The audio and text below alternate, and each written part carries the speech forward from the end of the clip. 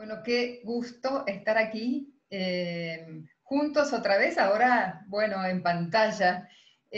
Hace más o menos un año, creo, nos encontramos en mi estudio conversando acerca de libros y acerca de justamente la idea de hacer una mesa alrededor del exilio y el lenguaje. Aquella vez tenía que ver con la aparición del libro de La Yesenska, de Saúl había escrito sobre el libro, Américo había editado el libro y ahí estábamos alrededor de ese fueguito. Y ahora, ¿quién iba a decir que sí, de verdad, finalmente nos encontramos, pero con estas modalidades, ¿no? Que de algún modo quizá conversemos, ¿no? En este tiempo. Que esto también es una clase, un cierto exilio, ¿verdad? Estamos atravesando una especie de exilio, quizá, no sé, del tiempo, de las retóricas conocidas, de los parámetros conocidos. Bueno, no sé, también eso es un lenguaje, también este es un lenguaje, ¿no? Y estamos como atravesando un lenguaje nuevo y exiliados del lenguaje del siglo XX, quizá también. Bueno, conversaremos sobre esto.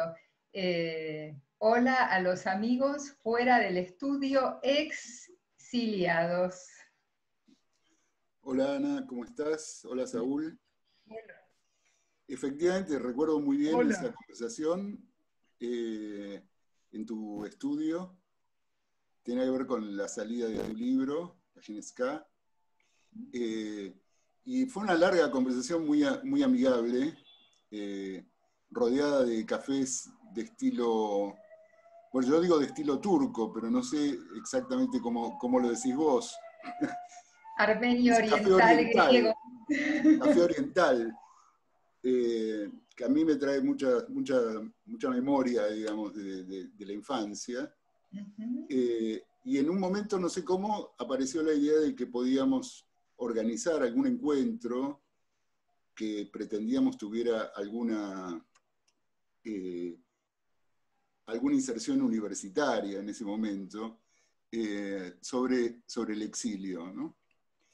Sobre el exilio y la lengua, o sobre el exilio y los nombres, o sobre el exilio y la memoria. Y efectivamente, cuando en esta ocasión, para este encuentro de feria de editores independientes, nos propusieron a la editorial hacer alguna actividad, se me ocurrió que podíamos reeditar esa vieja iniciativa, y entonces aquí estamos. Quizás para partir un poco el fuego de la conversación, o para iniciarlo, mejor dicho, yo tuve siempre una preocupación acerca de la relación entre la dictadura argentina, el exilio, y de alguna manera lo que llamo un daño de la dictadura sobre la lengua. Que no sé bien qué quiere decir, lo pensé mucho, digamos, consulté incluso con algunos amigos lingüistas si efectivamente podían pensar alguna clase de categoría que tuviera que ver con la idea de que la dictadura dañó la lengua, y de manera muy rigurosa y estricta la lingüística no comparte esta categoría de daño sobre la lengua en el periodo de la dictadura. Después aparecieron algunos libros que me gustaron mucho sobre algunas cuestiones vinculadas con los sistemas totalitarios y los problemas de la lengua. A mí se me ocurría pensar ahí en una hipótesis que probablemente es lo que quiero que conversemos, o me parece que podríamos empezar conversando, y es la idea de que si uno toma la figura de las desapariciones, en el caso de la dictadura argentina, de la última dictadura, lo que aparece muy inmediatamente allí es la idea de que en la desaparición se rompe, se interrumpe, por así decir, la relación entre el nombre y el cuerpo, ¿no? Entre un nombre y un cuerpo.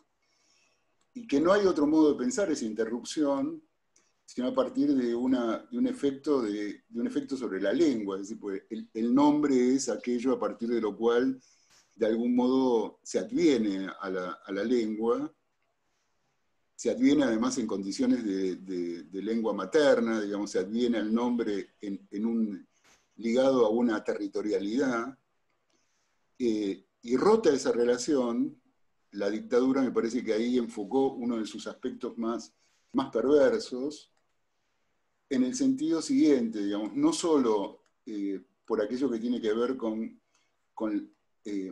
el ejercicio de la violencia de la dictadura y del terrorismo de Estado sobre los cuerpos, que finalmente acababa en la muerte probablemente, sino en algo todavía más grave que la muerte misma, que es el modo de impedir la muerte, ¿no?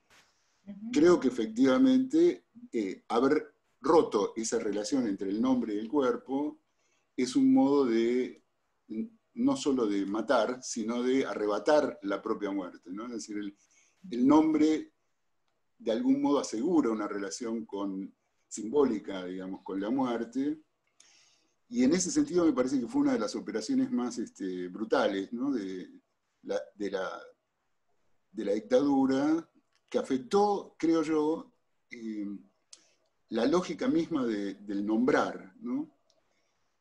Si uno avanzara por esa hipótesis, podría seguir diciendo que muy claramente, en cuanto a los modos de nombrar, la dictadura volvió a poner de algún modo en escena aquello que podía nombrarse y aquello que no podía nombrarse, aquello que podía decirse y aquello que no podía decirse.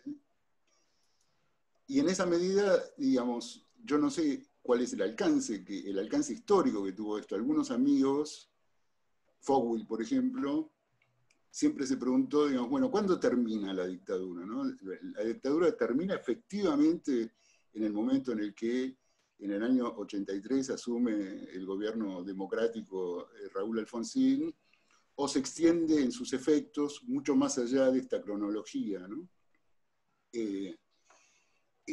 Esa pregunta me parece que es un poco la pregunta que uno podría hacerse alrededor de cuáles son todavía los efectos, o cuáles fueron, o cuáles siguen siendo los efectos de la dictadura sobre la lengua, ¿no? Yo recuerdo, digo esto y termino en esta breve intervención y les paso la palabra a ustedes. Recuerdo en el momento de volver a Buenos Aires, en el 85, algunas sorpresas, algunos asombros, digamos, acerca del sistema de la lengua. Uno muy evidente es que fue haber advertido muy rápidamente que los sistemas que establecen algunas jerarquías en el trato, ¿no? Yo recuerdo que un muchacho de 17, 18 años a una persona de 40, a una persona de 50 años, lo trataba rigurosamente de usted. Sin embargo, cuando volví en el año 85, lo que advertí es que todo el mundo se tuteaba, digamos, que se había relajado algo de esas figuras de las jerarquías, por así decir, ¿no? O sea, que en realidad el autoritarismo había de algún modo afectado algunas de las costumbres de la lengua en el modo del tratamiento de las personas, como también había afectado, digamos, me parece a mí, una cierta inflación, por así decir, en los discursos, ¿no? O sea, si uno leía la prensa argentina en esos años, se encontraba con una lengua excesiva, ¿no? Desbordada, por así decir.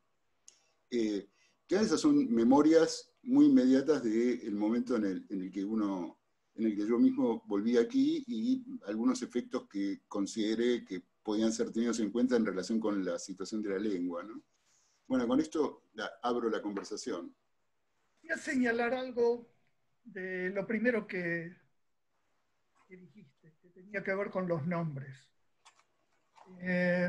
Creo que cualquiera se va a dar cuenta que nuestros nombres y apellidos se están remitiendo a una serie de tradiciones ancestrales, a lo que es toda una historia de migraciones a la Argentina. Tema que quizás después queramos abordar. Pero quería aludir puntualmente a lo que era el borramiento. Una de las peores, si no la peor maldición que existe en hebreo es Imach Shmo, que su nombre sea borrado. El desearle a alguien que su nombre sea borrado es quitarle un lugar en el universo. Obviamente, lo que hizo la dictadura, lo que trató de hacer, y eso es lo que vos estabas indicando tan atinadamente, era borrar la existencia de una cantidad de gente. De ahí esa triste contribución al léxico castellano, que es el desaparecido, ¿no? Claro. Solo quería señalar eso como para subrayar la importancia de lo que es el nombre. Eso es lo que nos da el ser. Eso es lo que nos permite estar y ser reconocidos como ser humano. Pero qué singular lo que decís, porque justamente pensando en este encuentro nuestro, yo ayer miraba mi biblioteca y tomé el libro de Janine Altunian que se llama El borramiento de lugares, l'effacement des lieux, que justamente hace referencia al borramiento en la Turquía actual, en los territorios de la Armenia histórica, de lugares específicamente de ritos y ritualidades armenios.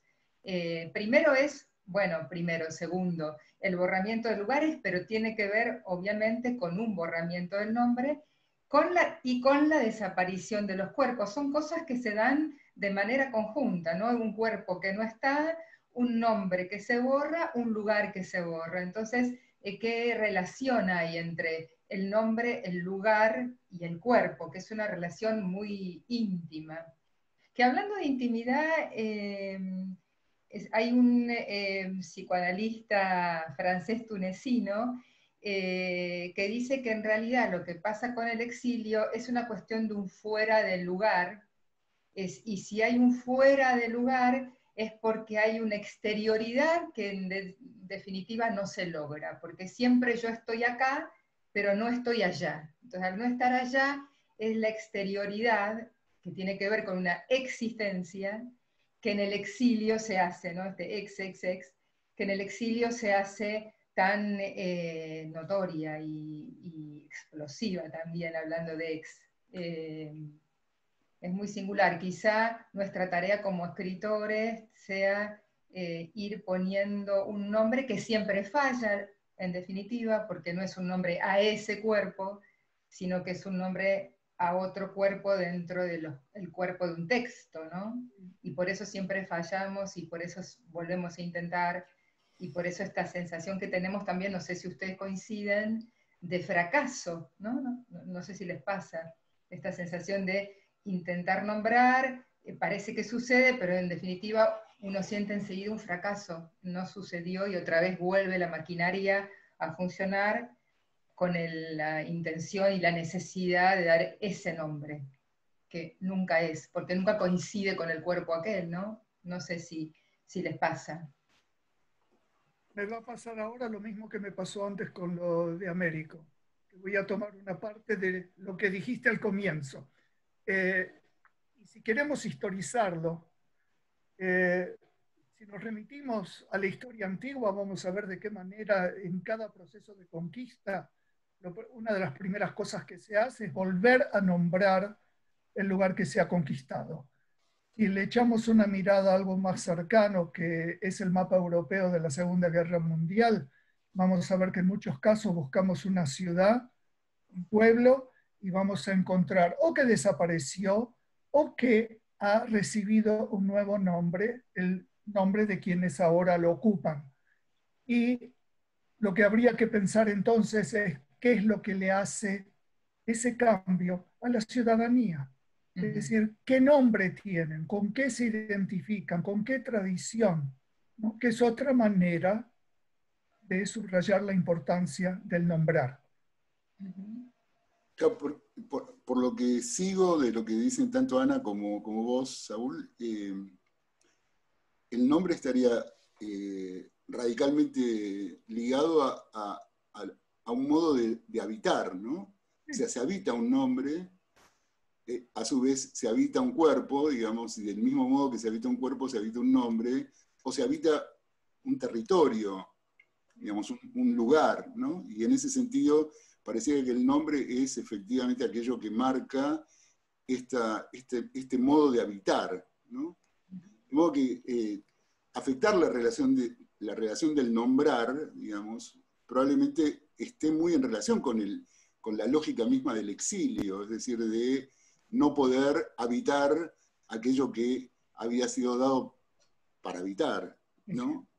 Entonces, habría una relación entre este modo de afectar el nombre, en el caso de las desapariciones, pero también habría un modo de afectar el nombre en el caso de los exilios, ¿no?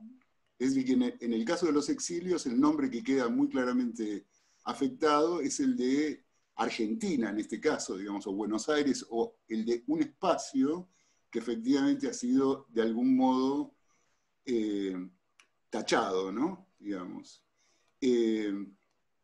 Cuando vos decías, Saúl, que la peor maldición en hebreo es la de quitar el nombre, digamos, uno podría pensar la mayor pena, el mayor castigo en la Grecia clásica, digamos, era el del exilio, ¿no? Que es de algún modo también un modo de sacarte fuera del nombre, ¿no? De hacer que los sujetos estén de algún modo castigados en una exterioridad del nombre mismo, ¿no? A mí me parece que ahí hay una clave que sin duda es muy buena para pensar. Y yo que tengo el privilegio de haber leído los dos textos de ustedes, el de Ana y el tuyo, Saúl, y nosotros el tuyo. Veo con mucha claridad, digamos, el peso que tiene efectivamente la lógica de los nombres en los dos textos, ¿no? De modos distintos, pero me parece que finalmente tocan este mismo problema, ¿no? En el caso del libro de Ana, la impresión que tengo es que Milena, o sea, la Genescá, tiene distintos nombres, ¿no? O sea, aparece bajo una forma de ser nombrada bien compleja, ¿no? Porque por un lado es Milena, la de las cartas, por otro lado es la Genescá, la periodista, la que de algún modo se reconstruye, o de quien se reconstruye esa historia en tu libro, pero también es la madre, también es un modo de hacer muy transitiva y flexible su propia voz, ¿no? Porque hay momentos en tu libro en el que no se sabe muy bien ya quién está hablando, si la hija, la madre, digamos, hay unos pasajes así muy dramáticos de las voces, y por lo tanto también efectivamente de los nombres que la representan, ¿no? En el caso del libro de Saúl, me da la impresión de que el nombre juega un papel central ahí, digamos, de entrada, ese modo de nombrar al protagonista, Alejandro Sub-Bas, ¿no?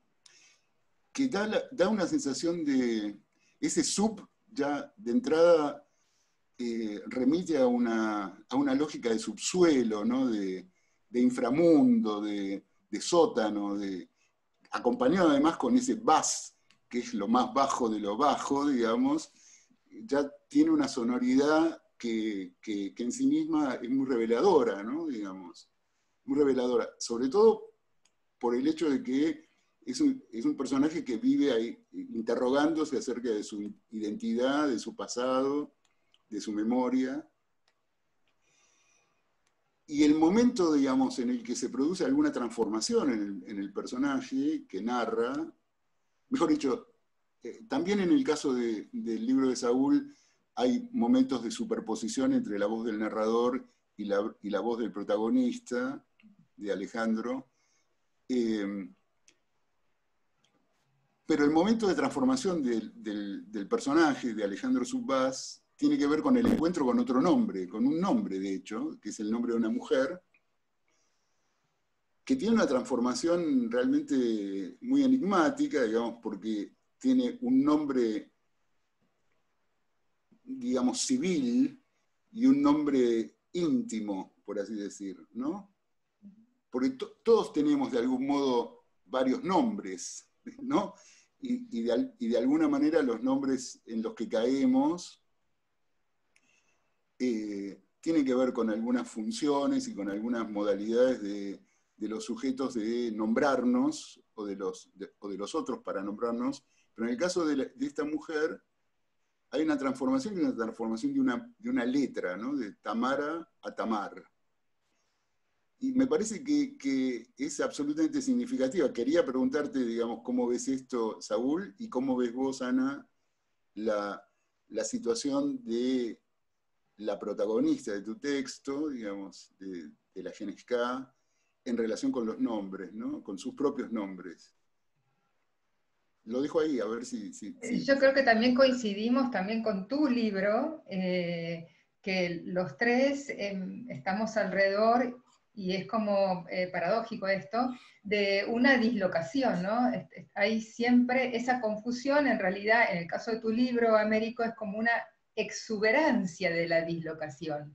Hay como un lenguaje exuberante, pero justamente en esa dislocación siempre está en otro sitio, siempre está en otro sitio, y me parece que también en el caso de Saúl, lo que sucede es que si bien ese lenguaje no es tan exuberante, sino que es más, como vos decías, con un trabajo más de lo íntimo, pero también está buscando ese lugar.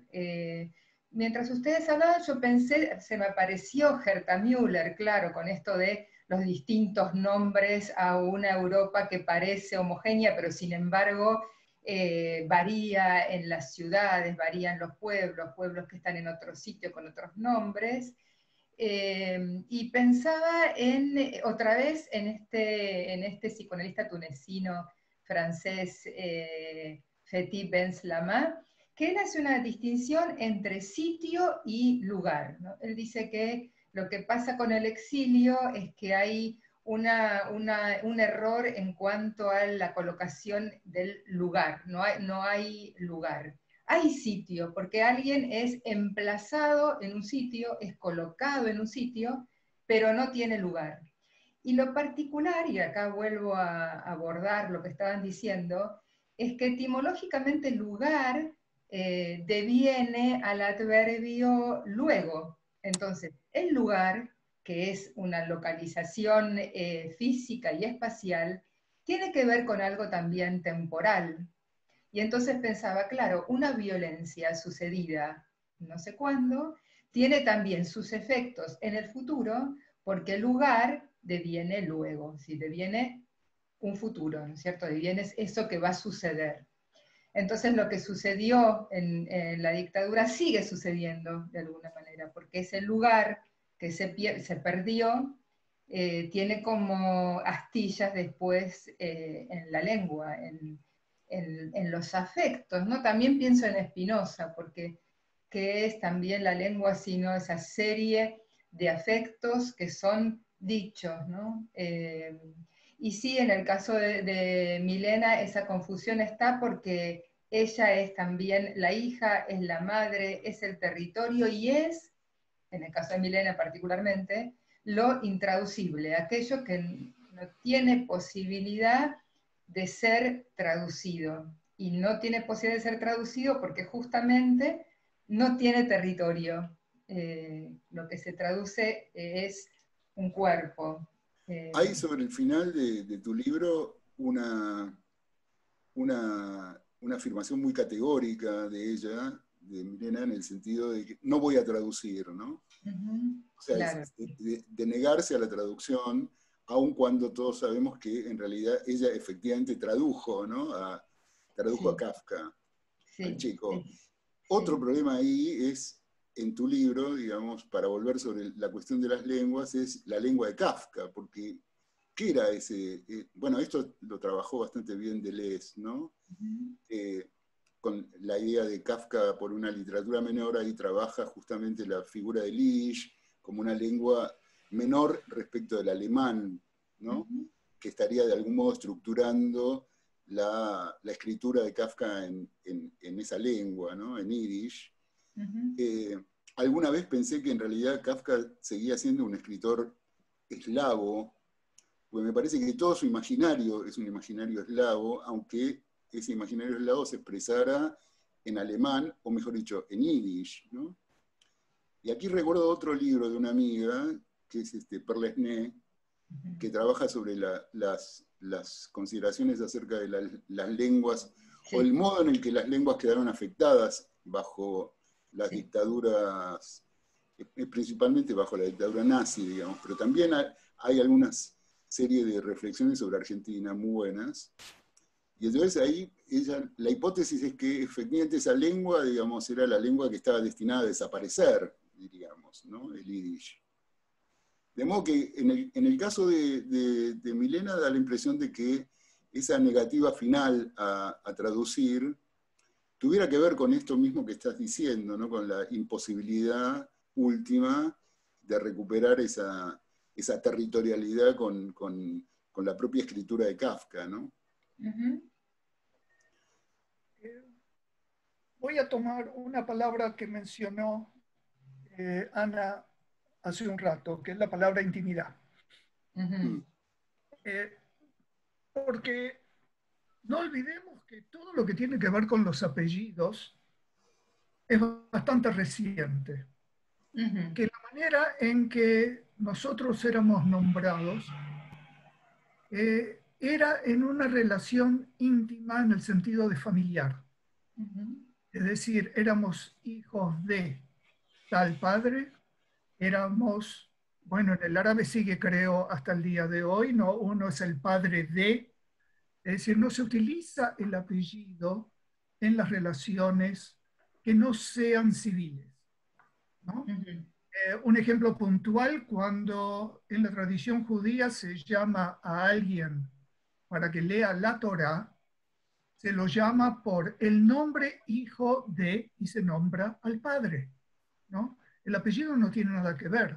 Se agregará si uno es Cohen o si es Leví, es decir, que pertenece a una de las tradiciones literalmente milenarias, pero no en términos del apellido. Así que digamos que la intimidad de los nombres y la pertenencia familiar sigue vigente hasta el día de hoy en muchas de nuestras culturas.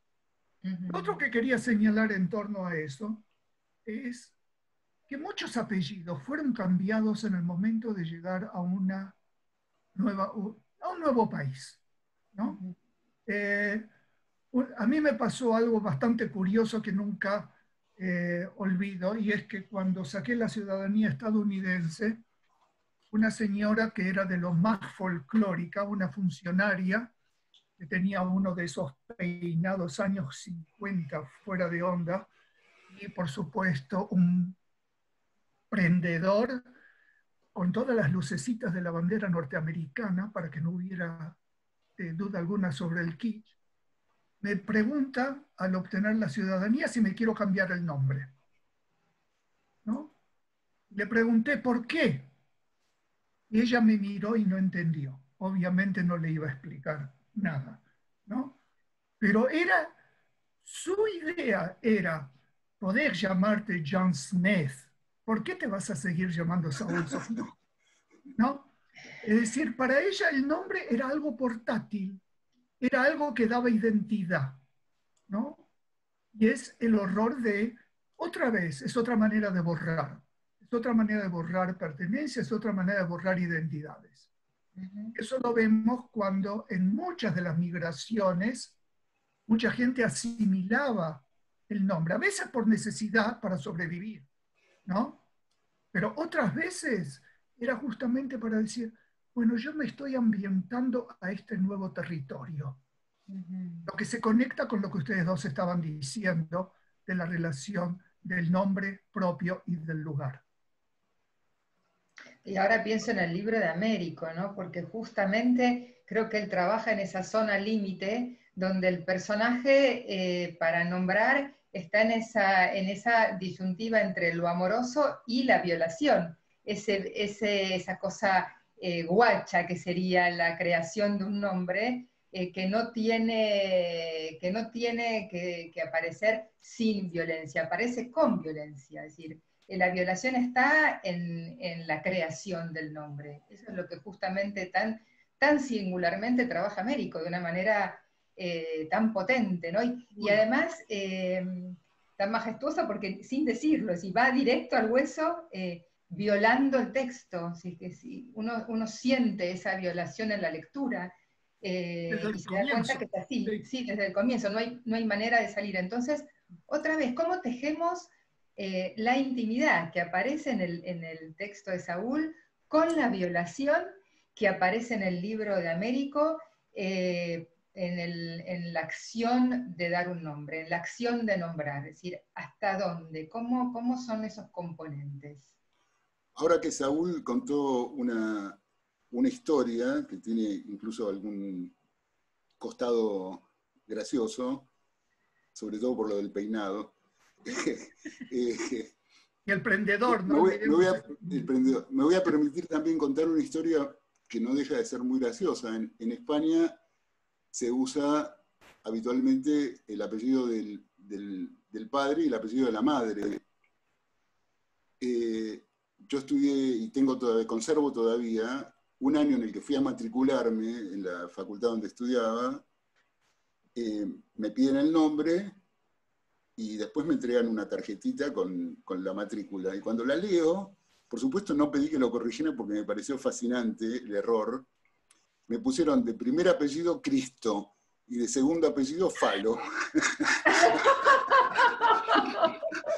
O sea, ese es verdaderamente extraordinario. ¡Una historia! Que el chiste está incorporado a mi propio nombre, digamos, pero había que separarlos, digamos, y había que ponerlo uno como primer apellido paterno, Cristo, y el segundo como apellido materno, Falo. La verdad que es un episodio, ya que vos tomaste varias veces a un psicoanalista, es un episodio claramente psicoanalítico, ¿no? Digamos, pero muy gracioso y que siempre me despertó mucho humor. Pero digamos, fuera de la historia graciosa de los nombres, Ana decía que el modo en el que se pone en escena en Violer de Amores esta cuestión es un poco eso, digamos, lo definiste muy bien. Yo agregaría la circunstancia de que Violer de Amores es un modo en el que al comienzo del Finnegan's Wake, Joyce nombra hace referencia al mito de Tristán e Isolda, digamos. Entonces nombra a Tristán como Violer de Amores. Y ese sintagma, Violer de Amores, digamos, hace referencia tanto a la circunstancia de que él era músico y por lo tanto tocaba la viola, digamos, y por eso era un violer, o sea, era un violer en el sentido de el que toca ese instrumento, digamos, y de Amores porque tenía que ver con la relación, con eso, con la acusación que le hacen acerca de su relación con Isolda, ¿no? Violer de Amores es un poco un chiste, digamos, referido a esa cuestión, pero sin duda está muy enmarcado en lo que decía Ana. Digamos. Tengo la impresión de que en el libro, digamos, la idea es efectivamente poner en escena hasta donde se pueda esa lógica que vos llamás violatoria o que llamás de violación o que podríamos llamar de violencia sobre la lengua, que está efectivamente desde el comienzo, incluso a partir del propio nombre de Violer, ¿no? Que después también tiene un proceso parecido al de los libros de ustedes, o sea, se desdobla, ¿no? Y hay un momento en el que ese personaje pasa a llamarse Wake, complementariamente con el Wake de Finnegan's Wake, ¿no? Que hace referencia además a el velorio, ¿no? Digamos, a la idea de un velorio, es decir, el wake es en la tradición irlandesa una forma de esperar que el muerto vaya a despertarse, digamos, y por eso el wake es una de las formas del velorio, ¿no? Mira, no sabía eso. Sí, entonces, claro, hablan ellos dos, hablan Violer y habla Wake y habla un tercero, que también son voces como indiferenciadas, ¿no? Aunque se le van asignando a cada uno de ellos algunos rasgos, ¿no? Pero bueno, es cierto lo que decís, el libro está hecho sobre la base de esa hipótesis que dije al comienzo, es decir, la idea de que el exilio o la dictadura, digamos, produjeron daño sobre la lengua. Y el libro es el libro de una lengua dañada, ¿no? Dañada, digamos, en la puntuación, dañada en su posibilidad narrativa, dañada en todas las formas posibles del daño que se puede pensar sobre una lengua, ¿no? Entonces siempre está ahí en entredicho la cuestión de si hay o no hay una historia que se esté contando. Y un poco también referido a lo que vos misma decías, Ana, la idea de que, aún a pesar de que hay un ocultamiento de la historia, o pareciera haber un oscurecimiento de la historia, la gramática narrativa termina siempre por imponerse de algún modo, y siempre aparece una historia, ¿no?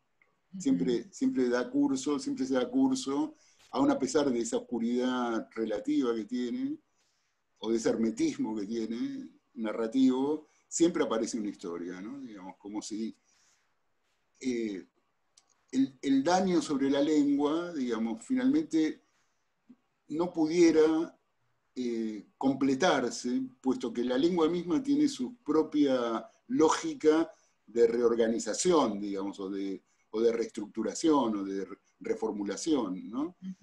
Aún en condiciones de daño fuerte sobre la lengua, digamos, da lugar a una historia, da lugar a nombres, da lugar a lugares, digamos, y en ese sentido se recompone, ¿no?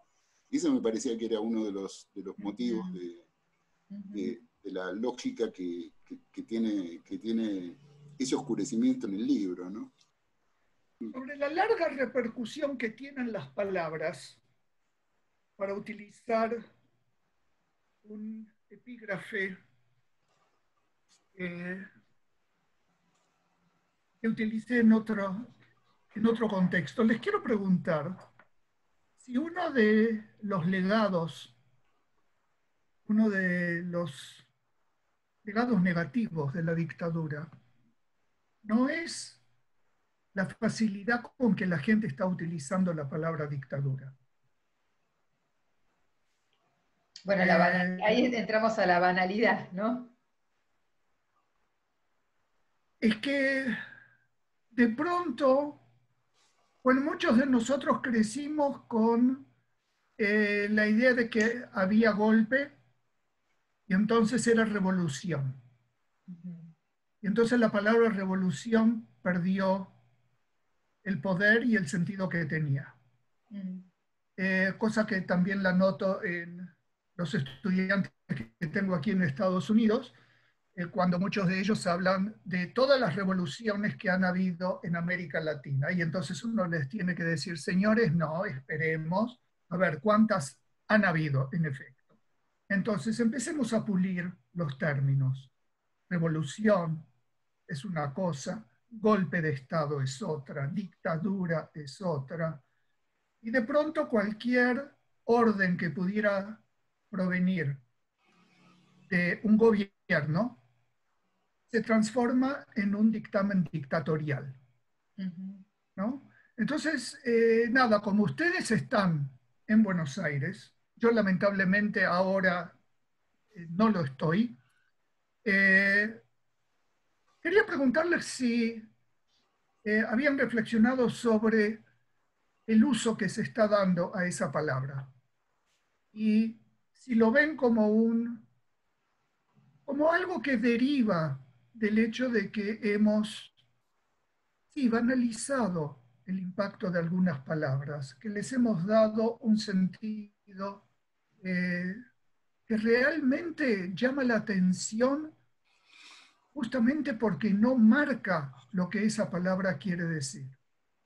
Entonces, cuando hablamos de dictadura, tenemos que decir siempre la última dictadura, ¿no? Es también una expresión de deseo, de esperanza, ¿no? Confiemos en que para siempre podremos decir así, hasta que no tengamos que decir última, simplemente dictadura, ¿no? Está muy bien tu pregunta. Perdón, te interrumpo. No, eso se Si llama querés, termina. diálogo, la interrupción es siempre válida. Dale. Bueno, no, está muy bien porque además, de un modo muy categórico, me parece que nos sitúa en un momento político muy preciso, que es este en el que estamos, en el que además lo que uno ve es que hay como mecanismos o sistemas de apropiación de algunas palabras que inesperadamente toman quienes uno diría fueron incluso responsables de la dictadura o de la última dictadura, para hablar hoy de dictaduras, ¿no?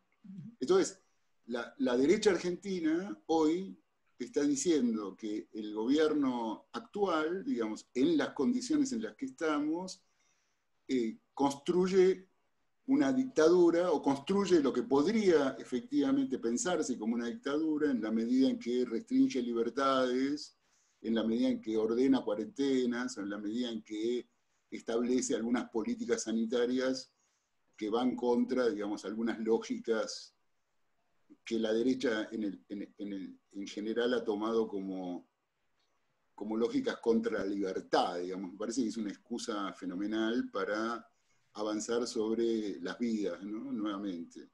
Entonces, acá uno escucha decir a Patricia Bullrich o a algunos personajes tremendos del último periodo de gobierno del macrismo, que hoy estamos delante de la posibilidad de una dictadura. Y ahí me parece que efectivamente la pérdida de sentido y la pérdida del valor de esa palabra es ya absoluta, ¿no? O sea, porque ¿cómo pensar que este gobierno, digamos, que decididamente tiene una posición, podemos establecer muchísimos matices, pero me parece que tomó de entrada una posición en favor de cuidar la vida, que ha sido calificada como de dictadura, ¿no? La verdad es que es realmente notable la modalidad en la que...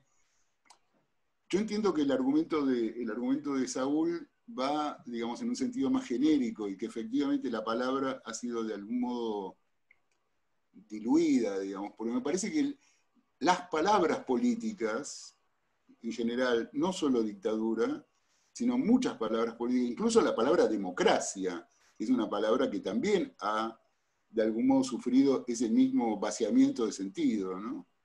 Me da la impresión de que el lenguaje político, como efecto de algunas políticas precisamente, o de algunas formas de la construcción antipolítica contemporánea, van en la dirección de un vaciamiento de sentidos, ¿no? Digamos. A mí me sorprendió una vez cuando leí a la antropóloga Das, que ella decía que la violencia también es una amalgama de sociabilización, que la violencia también sociabiliza.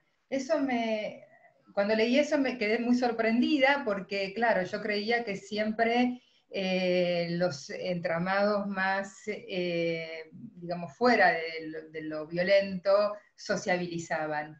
Creo que tomar el término de dictadura como se toma y se pone en cualquier lugar, me parece que es también entender a la violencia como lugar de sociabilización. Me parece que estamos poniendo a lo violento como un lugar en donde nos une, nos junta, nos amalgama. Y eso, por lo menos yo, lo veo muy, entre comillas, peligroso. Es decir, que sea ese lugar lo que nos junte en términos de los vocablos, en términos de los términos, me parece bastante, entre comillas, peligroso. Ahora, ¿cómo se hace para recuperar una zona fuera de lo violento? En verdad no lo sé. Mientras ustedes hablaban, yo pensaba, y ahí ustedes me van a decir bien, que hay una tradición, y esto es una pregunta, hay una tradición judía que dice que los nombres es uno el que pone Dios y otro el que pone el hombre. O sea, tienen los seres dos nombres, uno puesto por Dios y otro puesto por el hombre. Y si fuera así, entonces ahí habría siempre esa disociación y ese abismo entre uno y otro, entre esto que está deshilachado humano y entre lo espiritual divino? Es pregunta.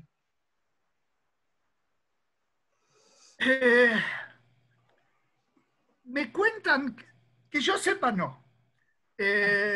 Seguramente que alguno inventó eso. Y si funciona, bueno, enhorabuena. Me contaron que en las comunidades gitanas, al niño, al bebé recién nacido, padrino o madrina, le dan un nombre que solamente conocerá ese chico y la persona que se lo dio, que es un nombre secreto y todopoderoso, ¿no? Qué lindo. Lo que sí es parte de la tradición judía es que hay nombres que son poderosos, ¿no?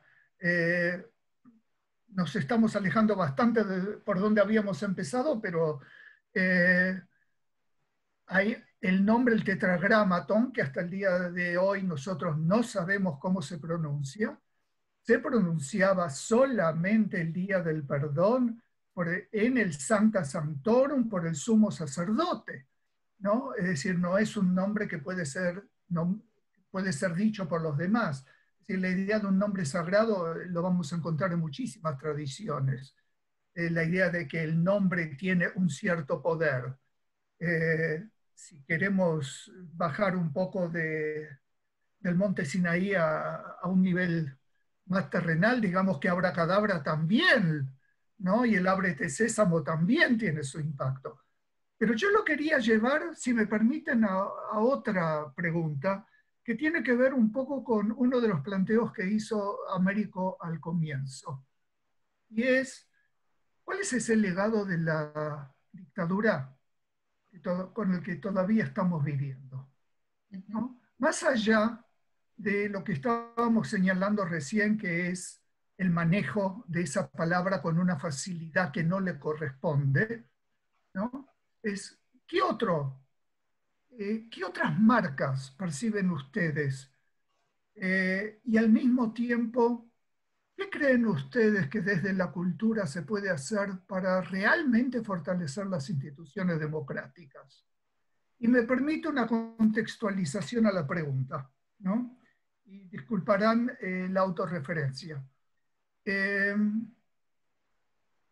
yo estuve fuera de Buenos Aires durante muchísimos años, desde el 74 al 83. Yo no soy un exiliado, que quede claro. ¿Okay? Yo me fui de la Argentina a estudiar y me fui demorando, ¿no? Entonces, la categoría de exiliado a mí no me corresponde. Pero cuando volví a la Argentina, y le pregunté a la gente con la que yo había estado en contacto a través de Hispamérica, por razones de publicaciones literarias y demás, de investigaciones, qué es lo que iban a hacer, ¿no? Para ver cómo medir el impacto que la dictadura tuvo sobre la cultura y desde la cultura qué podíamos hacer para fortalecer las instituciones democráticas. Y la respuesta que recibía era por lo general de dos tipos. Una era estamos en otra y otra era yo con tal por cual no me voy a sentar a discutir nada. ¿Okay? Eh, la anécdota la llevo al siguiente paso y es que reunía a un grupo de cerca de 20 personas de un amplio abanico ideológico en la Universidad de Maryland y sus trabajos fueron publicados por Eudeva, donde planteábamos precisamente esa pregunta. Y ese mismo tipo de pregunta la hicimos más o menos al año del retorno de la democracia con los chilenos, los uruguayos, los brasileños y los paraguayos. El tema siempre era, ¿y ahora qué hacemos? Terminó la dictadura, pero el legado dictatorial sigue. ¿Qué hacemos desde la cultura para realmente fortalecer las instituciones democráticas y garantizar el nunca más para que no sea solamente una expresión de deseo, ¿no? Entonces, frente a lo que estábamos diciendo recién del uso de esa palabra, ¿qué más hacemos? ¿Qué más podemos hacer? No, es una pregunta muy poderosa, digamos. A ver, en este país yo entiendo que esa es el fondo de esta cuestión, digamos, o la pregunta acerca de qué hacer con esos legados y qué hacer con lo que dejó la dictadura, tuvo respuestas de muy distinto orden, digamos, algunas muy activas y muy poderosas. Creo que efectivamente toda la cultura que se creó alrededor de, lo digo muy genéricamente, pero no, habría que precisarlo mucho mejor, digamos, la cultura que se generó alrededor de las consideraciones sobre derechos humanos y todo lo que avanzó la Argentina en relación con los juicios, Sin duda. y en relación con la puesta absolutamente visible de las condiciones en las que la dictadura produjo lo que produjo, las formas de terrorismo de Estado y demás, creo que fue un avance realmente sustantivo. Todo el mundo señala que esto ha sido, digamos, un episodio casi único, Sí. digamos, en la historia de las dictaduras, precisamente. Por eso los chilenos todavía están hablando de una Exactamente, los transición a la chilenos, uno democrática al día podría de incluso hoy. remontarse, Nosotros no. uno podría remontarse incluso a lo que pasa en España España. acerca de esta cuestión, ¿no? Lo que Claro. pasa en Brasil, digamos, ahí, lo que pasó incluso en Uruguay, aunque de un modo más tenue, pero también en Más Uruguay, uruguayos, digamos. más uruguayo, sí. Sí. Digo que la Argentina en ese sentido, la cultura argentina en ese sentido, dio respuestas muy categóricas, en principio, uno podría decir eso, pero da la impresión de que fueron de algún modo interrumpidas. Yo creo que la gran consideración que desde el punto de vista de los nombres precisamente se hizo respecto al nombre dictadura es el modo en el que en los años del primer kirchnerismo, digamos, se empezó a agregar a la palabra dictadura cívico-militar, ¿no? O sea, Correcto. El haber puesto allí el caudal de implicancias significativas que tiene la palabra cívico-militar, y ahora se le agrega incluso muchos compañeros o muchas personas están agregando también el nombre eclesiástico, o sea, dictadura eclesiástica, dictadura cívico-eclesiástica militar. Me parece que son también formas de nombrar de un modo más preciso lo que pasó en este país, ¿no? Ahora, ese modo de nombrarla, digamos, creo que fue muy rápidamente leído, digamos, por el escenario político argentino, por las derechas argentinas, y que precisamente en el momento en el que se estaba empezando a avanzar sobre algunos juicios que ya ponían muy en evidencia esa colaboración o esa complicidad o esa incluso responsabilidad última del carácter cívico de la dictadura, se interrumpieron de un modo muy fuerte, muy violento, precisamente con la llegada del macrismo y con la llegada de la derecha otra vez al gobierno, digamos. Eso me parece que fue lo que ocurrió, digamos. Esos juicios no pudieron avanzar del mismo modo en el que habían empezado a avanzar, digamos. Porque además, quienes pasaron a gobernar eran justamente la facción cívica de lo que había sido la dictadura cívico-militar, de algún modo, ¿no? Es decir, que es complejo, porque también en ese gobierno era una coalición, o es una coalición en la que están los radicales, digamos. Ahí uno tendría que preguntarse, digamos, qué papel están desempeñando los radicales en ese punto. Pero, digamos, la familia Macri, uno podría ponerla como una familia muy claramente vinculada a los procesos de la dictadura en su condición en su condición civil, precisamente, ¿no? Es decir, que la familia Macri es un poco la alianza entre los sectores civiles que crecieron, se multiplicaron y se fortalecieron en el periodo de la dictadura. Hoy la discusión sobre Vicentín, por ejemplo, que es una de las discusiones absolutamente ligadas al momento, coyunturales en la Argentina, también tiene que ver con eso, ¿no? Vicentín es una empresa que es también una familia que, digamos, empieza con una pequeña empresa en los años 30, pero que va creciendo, digamos, y se hace absolutamente fuerte en el periodo de la dictadura, digamos. Es una empresa en la que además hubo alrededor de 15 desaparecidos, digamos, en la que no se puede dejar de decir que los propios miembros de la empresa tuvieran alguna clase de responsabilidad en esas desapariciones, ¿no?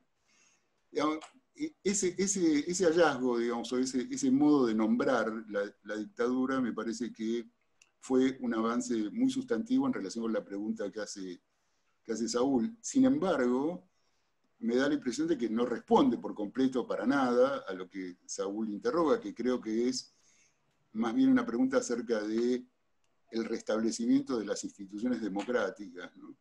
Y ese aspecto de la cuestión me parece que está todavía muy, muy poco explorado, digamos, ¿no? La versión más próxima que yo tengo es, digamos, el estado en el que están las universidades nacionales, ¿no? Como instituciones, quiero decir. Y uno encuentra en el funcionamiento de las instituciones argentinas una serie todavía de conductas o de circuitos o de procedimientos que no dejan de estar afectados, creo yo, todavía hoy por la propia lógica que en su momento instauró la dictadura cívico-militar, ¿no? Digamos, quiero decir, no se ha reparado, no se ha reconstruido efectivamente la fibra democrática de las instituciones argentinas de un modo cabal, ¿no? Esto creo que es cierto lo que señala Saúl, y me parece que ahí hay una muy buena pregunta acerca de qué trabajo es imprescindible, digamos, encarar en este sentido, ¿no? Las fuerzas son muy dispares ahí, porque no tengo la impresión de que haya una lógica meramente exterior a la institución que es la que impide esta reparación, ¿no?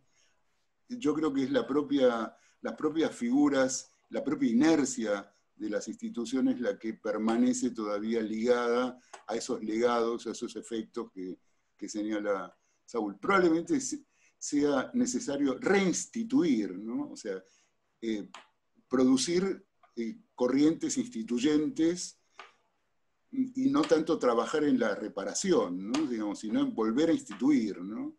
Me parece que podría ser una de las tareas, pero eso requiere de acontecimientos y de, digamos, azares históricos que están por fuera a veces de la voluntad de los sujetos que puedan encarnarlo, ¿no?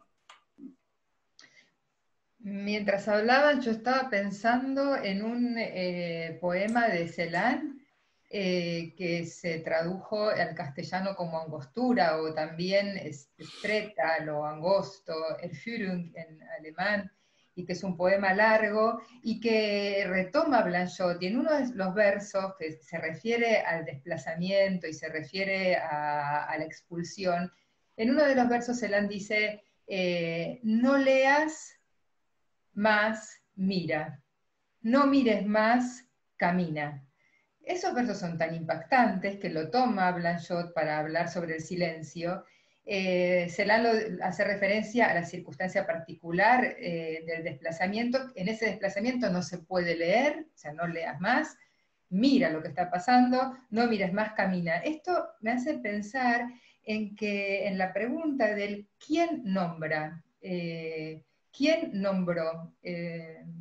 Cuando leo la literatura escrita sobre todo por mujeres en Chile, que a mí me interesa muchísimo, veo un signo que no está tan trabajado acá en la Argentina, que es el de la crueldad. Ellas trabajan muy bien eso, son muy descarnadas, es como lo cruel está casi como la crueldad del Extremo Oriente, ¿no? Y me gusta pensar... Las novelas de Dianela Eltites. Claro, por ejemplo. Y todas sus otras escritoras alrededor de ese aura.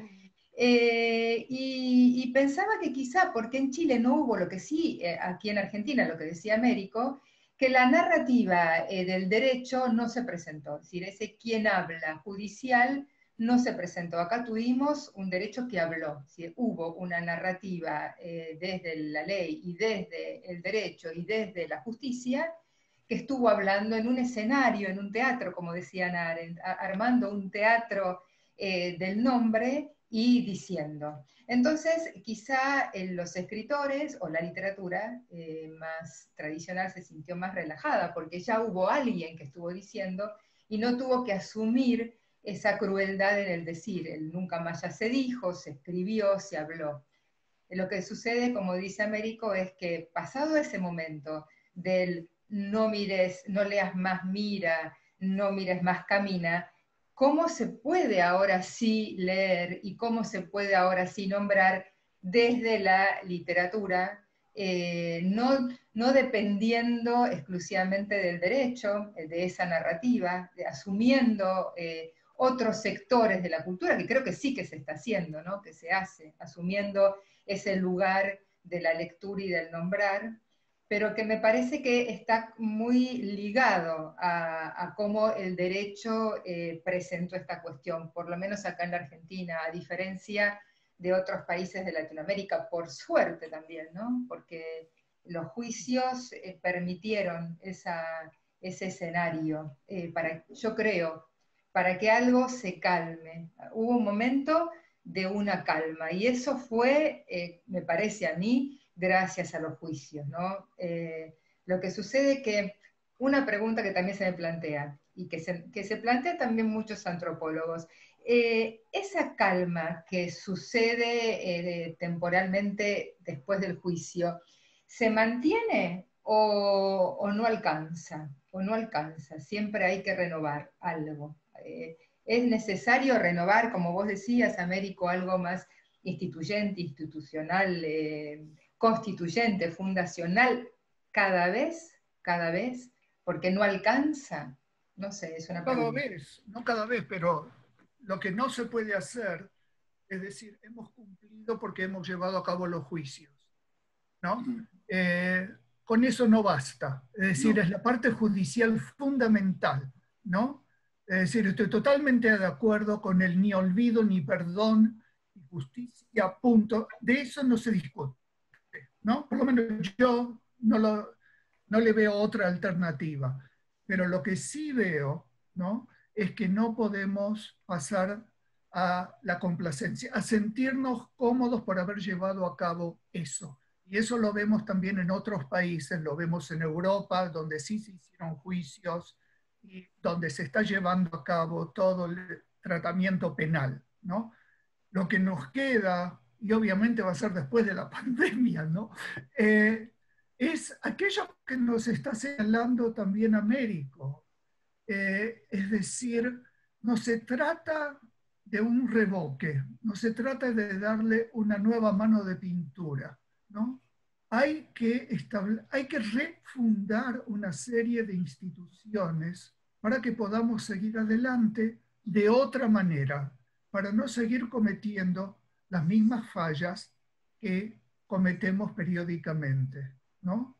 Y eso requiere una voluntad y requiere un liderazgo fundamental, ¿no? Y la coparticipación ciudadana, ¿no? Para poder llegar a eso. Es decir, ese es un desafío enorme, ¿no?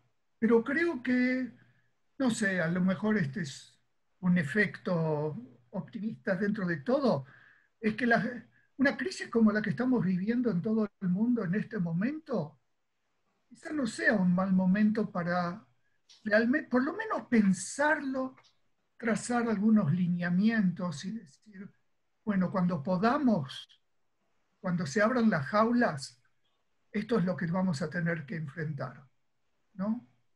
No es nunca borrón y cuenta nueva, pero quizá no estaría mal que después de la pandemia nos enfrentemos al hecho de que estamos en una etapa fundacional, ¿no?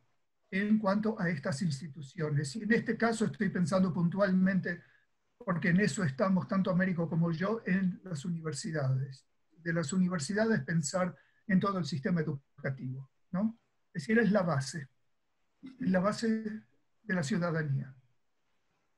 Yo creo que estamos ahora hablando de exilio, que era lo que nos convocaba, en un exilio del siglo XX. Estamos exiliándonos del siglo XX. Y en ese sentido, afianzarnos en el siglo XXI implicará dar nuevos nombres, entender cuestiones con otras dinámicas que no son las propias de ni el siglo XVIII, ni del XIX, ni del XX, porque parece que todavía arrastráramos conceptos de, por ejemplo, de representación y demás, que son propios de la Revolución Francesa, que hace muchísimo tiempo no tienen cabida, se nombran, pero no tienen el fondo o el trasfondo que se tenía siglos atrás. Entonces, creo que nos estamos despertando ahora, porque todavía, por lo menos, seguíamos nosotros de esta generación, me parece, anclados en el siglo XX. Y el siglo XX, bueno, la pandemia nos viene a mostrar también que terminó. Ya el 2001 sabíamos que había terminado, pero parecía que o no queríamos ver del todo, eran solamente algunos trazos, pero me parece que esta pandemia lo que viene a mostrar también es una aceleración en el término del siglo XX. No sé qué piensan ustedes. Reescribir el Cambalache. No, sin Claro. duda, a ver, pareciera que estamos ante un escenario en el que lo que se ve o lo que por lo menos algunos vemos con toda claridad, es que de lo que se trata es de una crisis civilizatoria, ¿no? Digamos, Uh-huh. de un alcance enorme, que Uh-huh. no solo es una crisis sanitaria, una crisis económica, una crisis social, sino que es una crisis de organización civilizatoria, ¿no? Digamos, del orden civilizatorio mismo. Uh-huh. Y ahí creo que nuevamente, digamos, siempre frente al mismo problema, es decir, si la cuestión es poner en juego voluntades, digamos, o si los propios acontecimientos son los que generan la lógica que va a transformar, por así decir, si es que fuera posible transformar esto de lo que estamos hablando. O es una vía, digamos, en la que se genera por razones que no sabemos muy bien cuáles pueden ser, digamos, pero por razones que normalmente están ajenas a las voluntades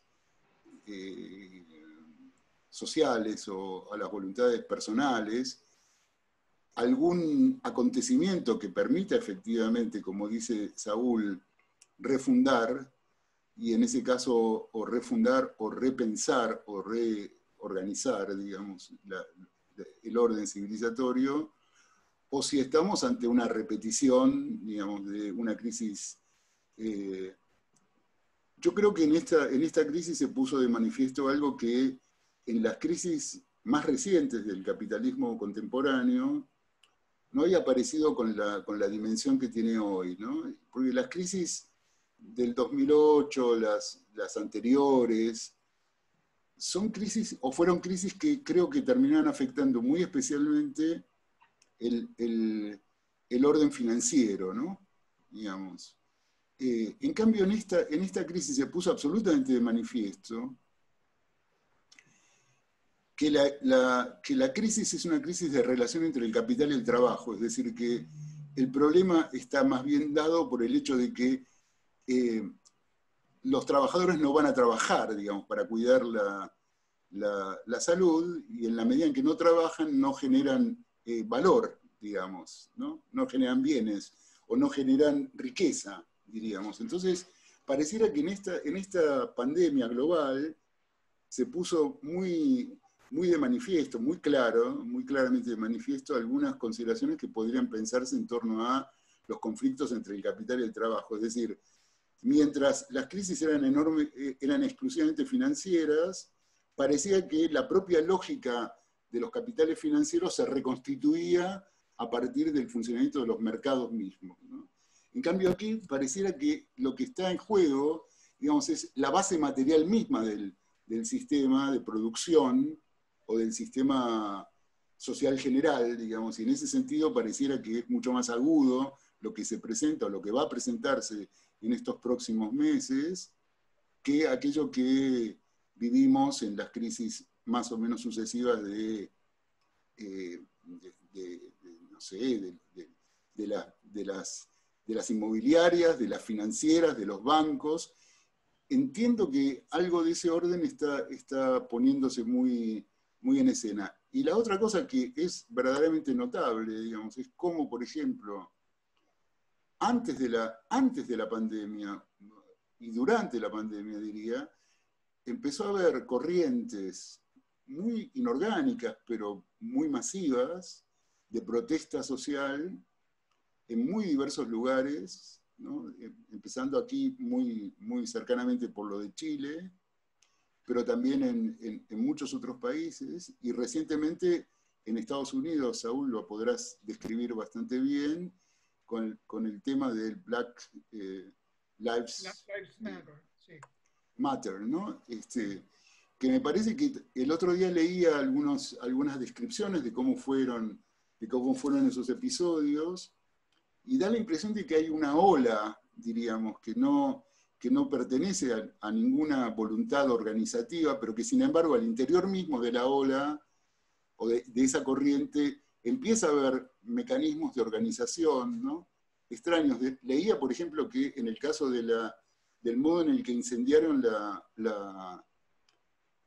la estación de policía de Minnesota, hubo como una cierta organización muy extraña, donde algunos grupos salían como para distraer a la policía, arrastraban a las policías hacia determinados lugares de la ciudad y dejaban abandonada la propia estación, y en el momento en que dejaban abandonada la estación, ahí entraban algunos grupos a incendiar la estación, lo cual me parecía...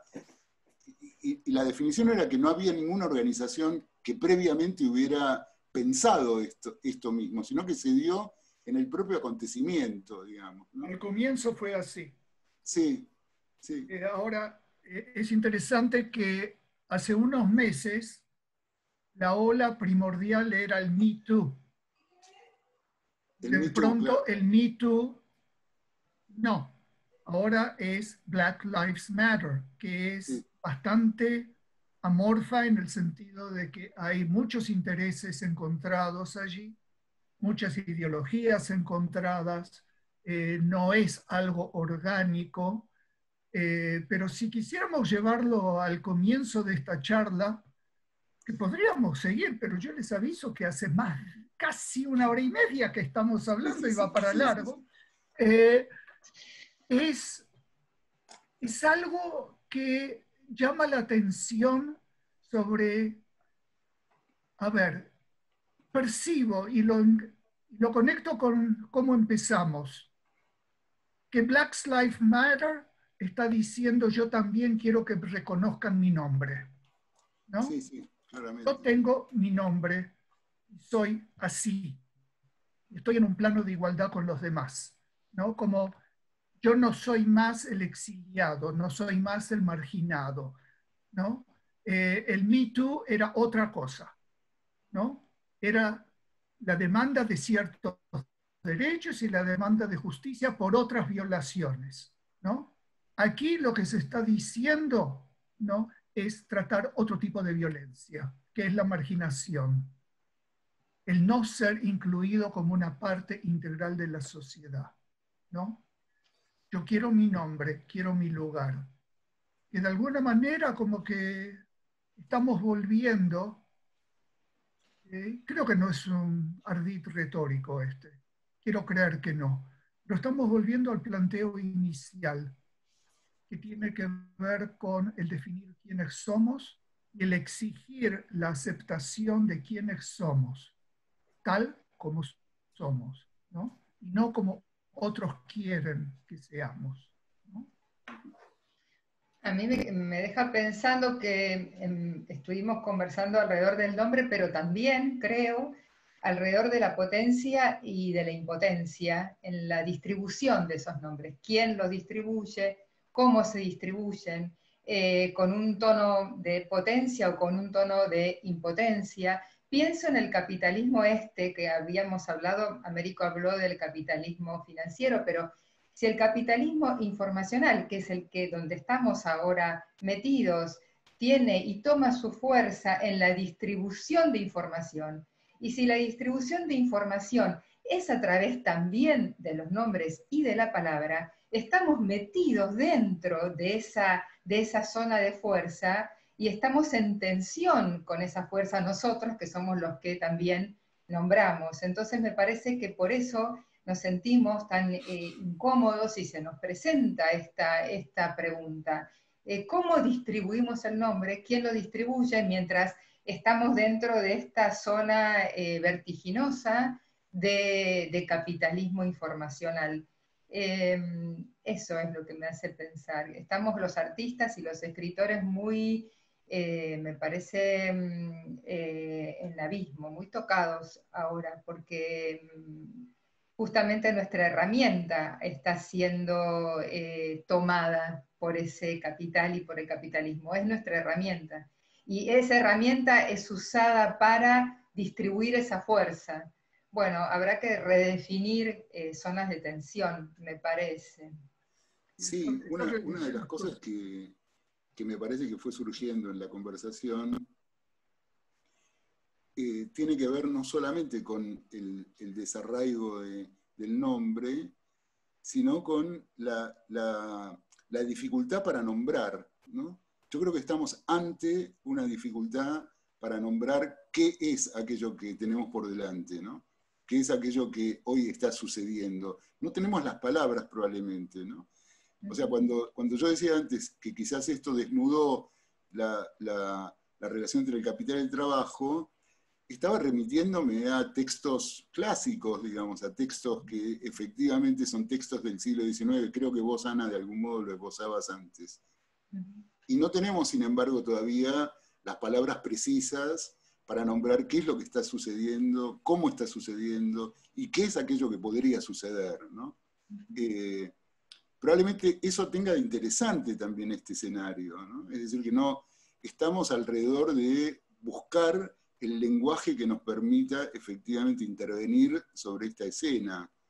Ahora, también ahí reconocemos que algo de nuestra propia tradición, que siempre fue la de la intervención a partir de los cuerpos, ¿no? Es decir, la intervención en las calles, pareciera que hoy está también de algún modo en entredicho, sobre todo para quienes respetamos los cuidados que la vida merece en este escenario, ¿no? Entonces, quedamos arrojados al Zoom, quedamos arrojados a esta escena espectral, ¿no? Esta escena donde todos nos convertimos de algún modo en imágenes y nuestras voces pierden la densidad de la voz en directo, por así decir, o de la densidad corporal de la voz, y pasa a ser una voz también regida por las propias dinámicas de la comunicación, ¿no?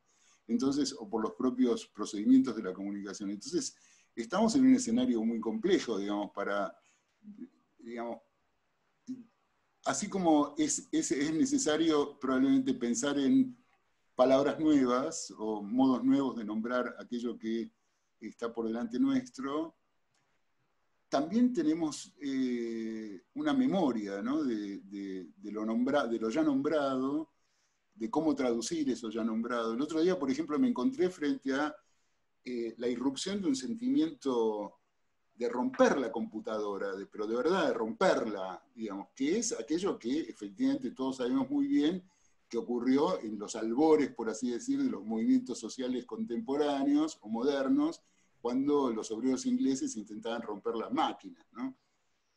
Digamos, hay un hartazgo también en este momento de este tipo de escenario, digamos, este tipo de comunicación. Todos quisiéramos estar en las calles y todos quisiéramos poder hacer vibrar un poco más los cuerpos, ¿no?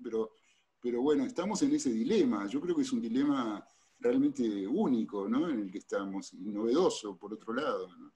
Seguramente algo de aquí aparecerá. De lo tanatológico es esperable que algo aparezca, digamos, o que algo se nombre finalmente, ¿no? A mí me parece muy curioso el hecho de que en los últimos meses muchos de los intelectuales que fueron escribiendo sobre este episodio, sobre este escenario, digamos, bueno, desde Agamben hasta Zizek y más cercanos, no sé, Jorge Alemán y varios otros amigos, fueron escribiendo muy acaloradamente sobre los sucesos y armaron libros, ¿no? Digamos, son libros que en este momento están circulando, que me parece que algunas pistas acerca de cómo pensar, digamos, y de qué pensar, van a dejar.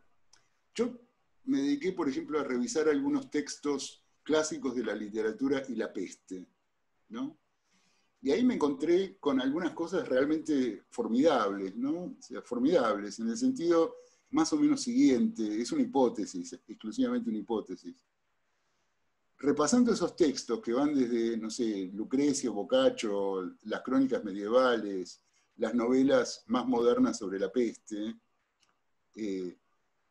Los novios o la crónica de Defoe, lo que veo es que hay una forma que uno podría pensar como una estructura de la peste, ¿no? Siempre la peste trae más o menos los mismos problemas que se resuelven y se piensan con variantes históricas, ¿no? que seguramente habría que interpretar como aquello que pertenece al estado de la cultura o al estado de las tecnologías o al estado de los saberes médicos, etc. Pero sin embargo hay algunos datos que se ponen permanentemente en juego. O sea, la idea de derrumbe civilizatorio está en todos, ¿eh? O sea, está en todos. La idea de una tensión inevitable entre cuidar la vida o cuidar la organización social y económica también está en todos los textos. Es realmente muy impresionante, ¿no? Y sobre todo en los textos más modernos, en el de Defoe y en el de Manzoni, digamos, aparece algo que es realmente notable, que es uno de los problemas que se planteó como problema, como discusión en estos meses, y es el problema de las políticas de administración pública de la peste, ¿no? En la crónica de Defoe hay páginas y páginas en las que Defoe reproduce, a partir de documentación histórica, los bandos que el gobierno, digamos, en Londres, porque él narra la peste de Londres de 1630 y pico, van sacando, y son exactamente los bandos de definiciones acerca de lo que hoy los gobiernos están tomando en consideración para guardar un poco la vida, ¿no? Para preservar la vida mientras no hay otro mecanismo. A su vez, el propio narrador, digamos, que en contexto calvinista, digamos, la pregunta que se hace es, bueno, pero ¿qué tengo que hacer? ¿Escapo de la peste o me quedo a cuidar mi negocio? ¿No? Decide quedarse a cuidar el negocio en Londres, en medio de la peste, y ese es de algún modo el motivo de la narración. O sea, la narración encuentra una perfecta justificación en la decisión de quedarse a cuidar el negocio, digamos. Así como en Boccaccio la peste de Florencia es el motor, por así decir, de todo el Decamerón, porque son los cuentos de estas personas que se habían alejado de Florencia, de la peste. En Defoe, el motivo último de la narración hay que buscarlo en la decisión de quedarse, ¿no? Me parece que no sería, es una hipótesis, exclusivamente una hipótesis, pensar que la peste nos arroja frente a una condición de incertidumbre fenomenal, en donde la vida y la muerte están en juego, ¿no? Y en ese sentido también tiene algún parecido con las circunstancias previas al exilio, ¿no? Cuando en realidad pareciera que efectivamente la vida y la muerte están ahí en juego, ¿no? Y otro rasgo que pareciera, digamos, asomarse como vinculado al tema de esta mesa, que era el exilio, es la condición de la reclusión, ¿no? Creo que vos, Ana, lo mencionaste al comienzo. Estamos recluidos de algún modo, ¿no? Y como en el exilio también hay una especie de, a pesar de que no se no se trabaja mucho sobre eso, digamos, me parece que hay un miedo generalizado, ¿no? Hay terror, de algún modo, ¿no? Yo me acuerdo de los meses de marzo, abril, cuando uno veía la catástrofe española o la catástrofe italiana, y las muertes, y el sentido de esas muertes, cómo de algún modo también efectivamente las políticas habían arrebatado la ritualidad de la muerte, ¿no? Y ese es un modo de morir espantoso que estaba en juego precisamente en esas condiciones, ¿no? Pareciera que todo eso está en juego junto. Yo creo que Más, hay que hacer un pasaje, ¿no? De lo tanatológico a la erotización, que es algo así también lo que trabaja Saúl en su libro, ¿no? algo así. Tendremos que hacer como un pasaje de los cuerpos, de ese peso de tánatos a erotizar. Pero es un trabajo conjunto, uno no lo puede hacer solo, depende de los vínculos, del lazo, de los cuerpos también, ¿no? Pero vos viste que claramente hay una pulsión de muerte que pareciera de algún modo imponerse, ¿no? Digamos, el otro día cuando uno veía a toda esa gente reunida en el obelisco, o a las marchas, que también habría que pensar ahí, digamos, cómo funciona esa pulsión de muerte, ¿no? Digamos, parece que ese es un motivo más para pensar. La verdad es que es un suceso insólito, digamos, el que nos toca, bueno, inesperado, ¿no? Y me parece que ese rasgo de lo inesperado habría que también considerarlo, porque claro, en esa literatura que revisé en estos meses, la peste no es inesperada, está siempre al acecho, ¿no? Está siempre ahí. Mientras que esta cultura había impuesto la idea de que efectivamente la técnica, la ciencia, el progreso, eran condiciones que permitían efectivamente mantener a la peste completamente por fuera de los escenarios modernos, digamos. Sin embargo, no es así, ¿no? Esto Lucrecio lo ve muy bien, ¿no? Porque Lucrecio lo que trabaja es, bueno, la figura de la gran ciudad como el gran motivo del esplendor civilizatorio de Atenas, al final de su libro, de Rerum Natura, el capítulo La peste de Atenas, es un capítulo sensacional, breve, pero que un poco en línea con lo que él viene exponiendo previamente, que es una puesta en cuestión a partir del atomismo epicureísta de todos los idealismos griegos.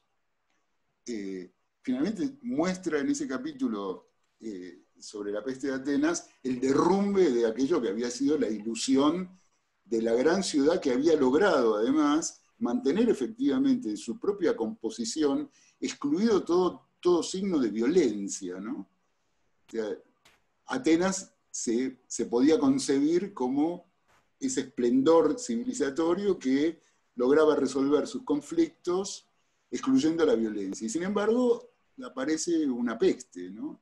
que pone todo otra vez como si hubiera una amenaza, digamos, que no pudiera resolverse y que es una amenaza que viene de la propia naturaleza de las cosas, ¿no? Diríamos. A mí me quedé pensando ¿Eh? Es en una lectura un poco más fatalista, pero bueno. En Benjamin y decías Atenas, pensé en la París de Benjamin, Claro. y la pregunta es, ¿qué ciudad sería hoy? Si después de París vino Nueva York como ciudad emblemática del imperio, ¿qué ciudad sería? ¿Sería una ciudad Bueno, más pareciera interior? que en este caso se trata de la ciudad global, ¿no? ¿Mm? De la gran ciudad global. O sea, puede ser tanto Berlín como dice Saúl, Nueva York, Buenos Aires o San Pablo, digamos, o Madrid, pero digamos, pareciera que esto efectivamente tiene una condición nueva en el sentido de que es toda la ciudad, ¿no? Es la ciudad la que está efectivamente en problemas. Digamos, la ciudad como aquello que efectivamente representa la posibilidad de haber organizado una vida que dejara fuera de sí, digamos, en su propia organización civil, aquello que es una amenaza para sí misma, ¿no? Bajo la forma de lo jurídico, bajo la forma de las instituciones, bajo la forma de la política, pareciera que la ciudad tiende a dotarse de instrumentos que alejan de sí, digamos, su propia caída, diríamos, ¿no? Y sin embargo hay un virus, ¿no? que insiste en mostrar la fragilidad, la debilidad, la crisis que finalmente compone toda organización social, ¿no? Digamos, por eso digo que esta probablemente sea una lectura fatalista, ¿no? Y una de las cosas que, termino con esto, y una de las cosas que me causaron mucha gracia, es que en casi todas las lecturas, lo que aparece siempre es la idea de que si sobrevivimos a la peste, vamos a ser mejores, ¿no? En realidad eso no ocurre nunca, digamos, ¿no? Pero aparece siempre esa idea, digamos, esa vocación por, primero, leer que en la peste hay un castigo divino, se pone de manifiesto la ira divina, y por lo tanto, digamos, simplemente con mejorar las conductas, ser menos pecador, por así decir, vamos a poder sobrevivir a la peste. Ahora, cuando la peste termina, lo que sobreviene es un momento carnavalesco, un momento orgiástico, eso que vos señalabas como una re-erotización, ¿no? Que va absolutamente en contra de aquello que fue definido, bueno, seamos menos pecadores. Viene más bien un momento de pecado generalizado, digamos, ¿no? Que ahora no podemos pecar. Claro. Algo de eso me parece que debe estar, que habría que buscarlo en el propio concepto de Bakhtin del carnaval, de lo carnavalesco medieval, ¿no? Digamos. Curioso que mencionabas lo de la ira divina, porque mientras vos hablabas yo estaba pensando en dos cosas. Una, como la pandemia como una cachetada a la arrogancia, justamente por creer que nosotros somos capaces de controlar cualquier advenimiento, ¿no? Sí, exacto. Y la otra, ya que dijiste ira divina, bueno, construimos otra torre de Babel, ¿no? Claro, y se vino abajo. Veamos qué pasa a partir de ahí. Tenemos la suerte dentro de todo que existe el Zoom, lo que nos permite todavía el diálogo, ¿no? Que venga cuadriculado, ¿no? Y bueno, si tenemos suerte, en la próxima feria de editores independientes nos vamos a ver y armamos una mesa en vivo y en directo, ¿no? Tomando un café oriental. Por ejemplo, antes de eso podemos hacer un asadito. Estaría muy bien. Estaría muy bien. Sí. Claro. Qué lindo que ha sido charlar con ustedes y oírlos. Precioso. Gracias. Gracias a ustedes. Fue muy buena la charla y nada, nos encontramos en cualquier momento. Gracias. Esperemos que con un vaso de vino y un asado. Del sur al norte. Por favor. Gracias.